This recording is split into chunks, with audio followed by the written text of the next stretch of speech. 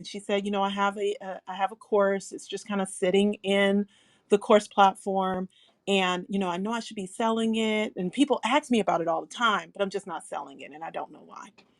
And so we went on to kind of explain to her why she should, all the good things, all the technical talk and marketing speak behind that. But really, truthfully, the core of it was that she just didn't feel that the information was valuable enough.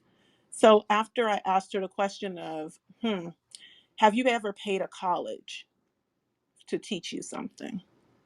She said, yeah. Did you feel like that was valuable? Yeah. I said, we're all colleges. We all have education information in our brains that we could disperse out and we can charge for. And we can charge whatever amount.